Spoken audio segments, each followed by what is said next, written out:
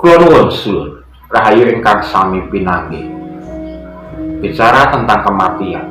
Kematian itu sebuah kepastian bahwa lahir besar, bertanggung jawab terhadap hidupnya, menua dan mati, itu adalah kepastian. Kenapa harus ditakuti? Kenapa harus kita larut ke dalam janji-janji hidup di akhirat? Pernahkah panjenengan melihat bahwa orang yang mati hidup kembali karena tidak kerasan di akhirat? Tidak ada, bukan? Orang yang mati, ya sudah, akan melebur kembali ke alam. Lalu ada ajaran, hidup itu langgeng dan kekal. Iya, yang kekal dan langgeng apanya? Rohnya. Roh memang langgeng dan kekal. Yang tidak kekal adalah casingnya, tubuh ini, fisik ini. Jadi yang mati adalah fisiknya.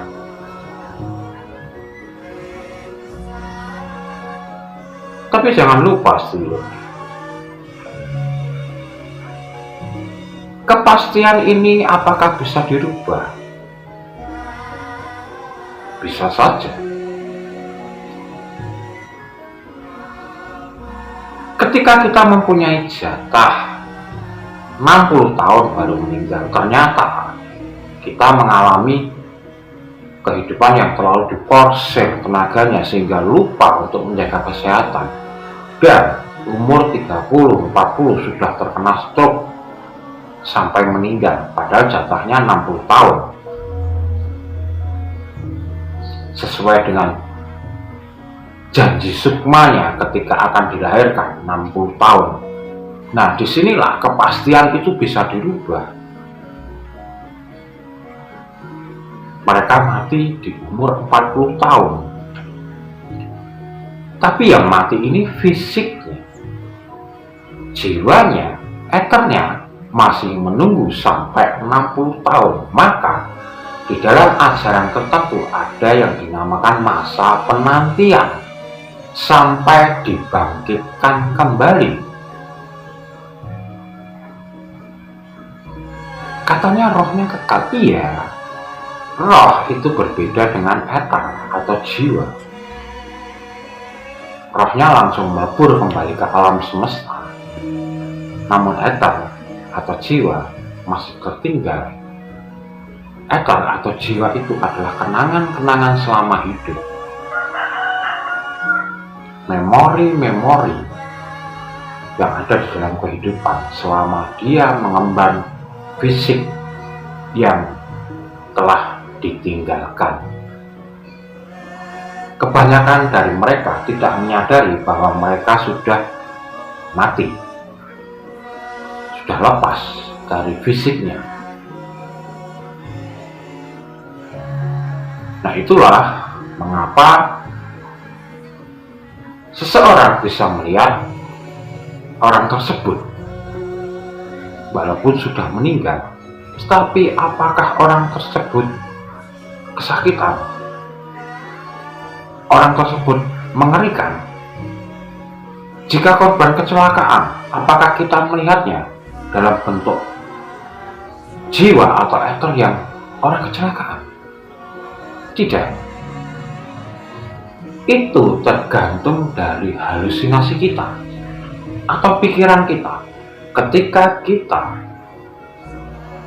melihat orang itu terakhir dalam kondisi kecelakaan, maka nanti ketika eter atau jiwa itu datang mendatangi kita, maka yang kita ingat adalah kondisi terakhir.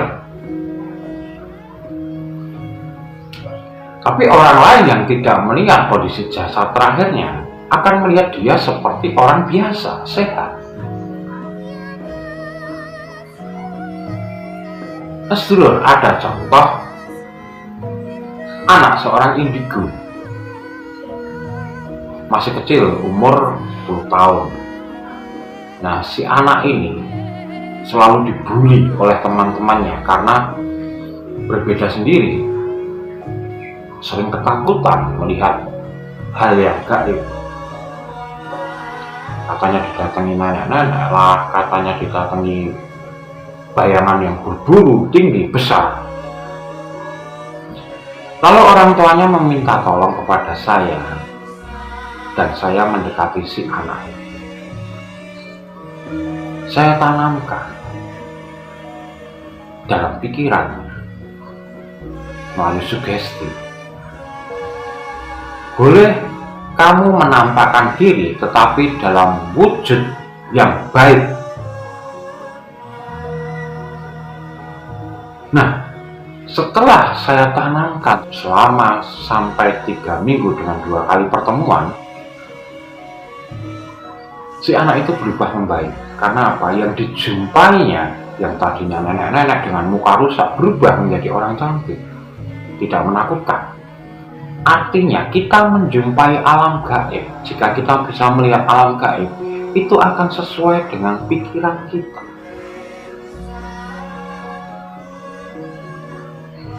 Bagi orang-orang spiritualis yang sudah levelnya lebih tinggi, hanya melihat energi. Energi itu adalah cahaya. Jadi kita melihat energinya, kita tidak melihat bentuk fisiknya, tetapi merupakan energi cahaya. Nah, untuk membedakan cahaya itu antara cahaya leluhur, cahaya orang lain, cahaya yang meninggal karena belum tepat waktunya, itu cahayanya akan berbeda-beda. Warna sinarnya juga akan berbeda-beda. Nah, itu menurut pengalaman saya, nggak tahu kalau orang lain. Nah, disinilah hati-hati kita terjebak oleh janji-janji. Ada neraka, ada surga setelah kematian. Karena apa? Fisik yang sudah ditinggalkan oleh roh dan jiwa tidak akan bisa merasakan apapun. Apakah bisa merasakan sakit dicubit? Tidak. Yang merasakan sakit dicubit itu adalah roh yang ada di pikiran panjenengan. Jiwa atau ether yang ada di pikiran panjenengan akan memanifestasikan data ketika dicubit menjadi sakit. Maka tubuh panjenengan akan merasakan sakit. Tetapi jika pikiran sudah ditinggalkan oleh roh dan jiwa, maka pikiran itu akan terhenti,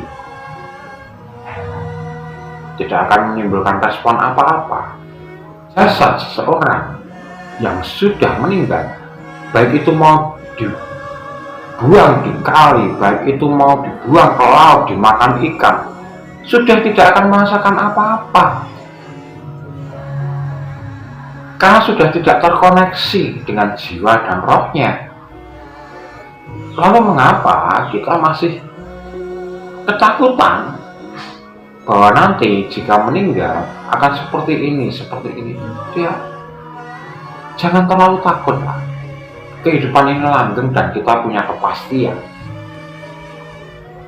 Kalau kita ditakut-takuti terus dan ketakutan itu menjadi sugesti yang sangat mendalam, maka kita sama saja menghancurkan diri kita sendiri. Karena ketakutan itu adalah sumber penyakit dan berada di dalam level energi rendah.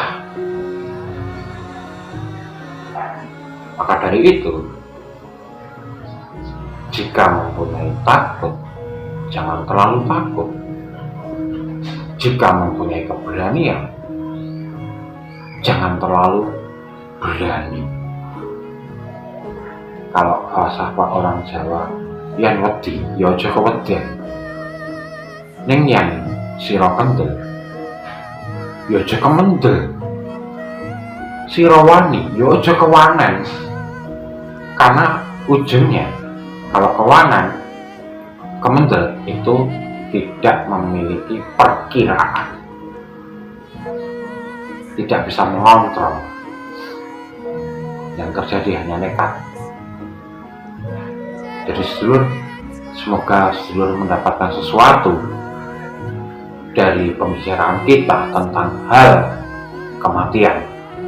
Kematian adalah kepastian dan bukan hal yang harus ditakuti. Tidak perlu dipikir serius seperti apa nantinya. Jalani saja hidup ini sesuai dengan garisnya. Maka kita akan menemukan blueprint kita. Semoga bermanfaat. Rahayu, rahayu, rahayu. Matur nuwun.